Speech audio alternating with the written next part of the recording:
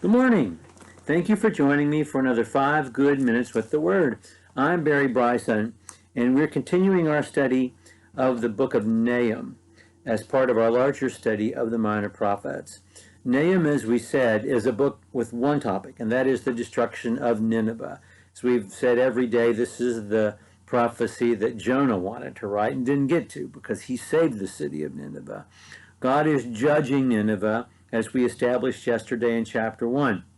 He's right to do so, A, because he's God, B, because they're awful, and C, because God is good, and he's slow to anger. All those points are made in chapter 1. And so God has given them every opportunity not to be the awful, contemptible people they continue to choose to be. And now it's time for them to be destroyed, and that is going to happen. There will be no grace, no remnant.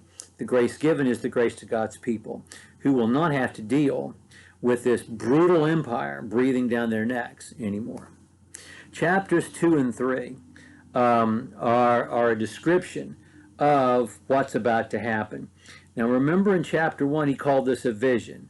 So he's seen with his eyes. He's been given a visual, an experience of what is going to take place, and it is so vivid.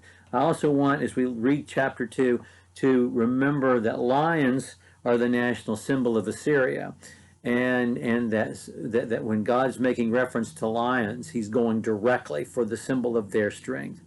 As he said yesterday in chapter 1, it doesn't matter that you are at full strength and you are many. I'm going to take you out. I'm going to take you out in a moment. And he already has done so. We know this from the book of Isaiah and from the book of 2 Kings. When Sennacherib invaded, after he had destroyed the city of Samaria and then taken the northern kingdom into captivity, an army of 250,000 Assyrians laid siege to the city of Jerusalem, and one angel destroyed them in a single night. So, God's already demonstrated that they are no match for him. And chapter 2 begins to describe what's about to happen to the city of Nineveh. The one who scatters has come up against you. Man the fortress, watch the road, strengthen your back, summon all your strength, for Yahweh will restore the splendor of Jacob like the splendor of Israel, even though devastators have devastated them and destroyed their vine branches. I'm going to make you strong despite Assyria, even though they destroyed every one of your cities but Jerusalem. The shields of his mighty men are colored red. The warriors are dressed in scarlet. The chariots are enveloped in flashing steel. When he is prepared to march, and the cypress spears are brandished, the chariots race madly in the streets. They rush wildly in the squares. Their appearance is like torches. They dash to and fro like lightning flashes. He remembers his nobles, that they stumble in their march. They hurry to the wall, and their mantlet is set up. The gates of the rivers are opened, the palace is dissolved, and it is fixed. She is stripped, she is carried away, and her handmaids are moaning like the sound of doves beating on their breasts. So the mayhem, the chaos of the Babylonian forces attacking the city, and the city trying to mount a defense, and everything dissolving as if it were salt and water. And the city, like a virgin, literally being ravaged by the invading force.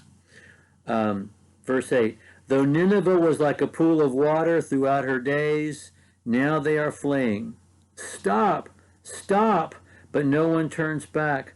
Plunder the silver, plunder the gold, for there is no limit to the treasure. Wealth from every kind of desirable object. She is emptied. Yes, she is desolate and waste. Hearts are melting. Knees are knocking. Also anguish is in the whole body, and all their faces are grown pale. Where is the den of lions, and the feeding place of the young lions, where the lion, lioness, and the lion's cub proud, with nothing to disturb them? The lion tore enough for his cubs, killed enough for his lioness, and filled his lairs with prey, and his dens with torn flesh. Behold, I am against you. This is God speaking. This is verse 13, last verse of the chapter. God speaking, and it's the only prose verse in the whole book. So God has broken in, and we've been reading verse, and now we're reading prose. We know that God himself is speaking. Behold, I am against you, declares Yahweh of hosts. I will burn up her chariots in smoke. A sword will devour your young lions. I will cut off your prey from the land, and no longer will the voice of your messengers be heard. As we said when we introduced this book, the Assyrian Empire is the world's first true empire and the most brutal of all the world's empires. And that's saying something, because that's a pretty high bar. When we think about the brutality of just the empires we know in the 19th, 20th, and 21st centuries. But I think they clearly are the most brutal of the empires. And and this chapter ends with a picture of a pride of lions, prosperous, with enough kill to feed everyone, and God wiping them out anyway. And as we said, lions are the symbol, the national symbol. But I hope we got the sense of how he, with the words that he uses, really conveys the sense of panic, the sense of plunder, the chaos, the pain, the ripping apart of the lion itself, the way the lion, a pride of lions would rip apart a carcass. That's happening to the city of Nineveh in chapter 2. In chapter 3, we're going to have more description of this, and we're going to have the fact that everybody's happy that this is happening to them. Everyone is dancing on their grave. We'll look at chapter 3 next time. Thank you for joining me for another 5 good minutes with the Word.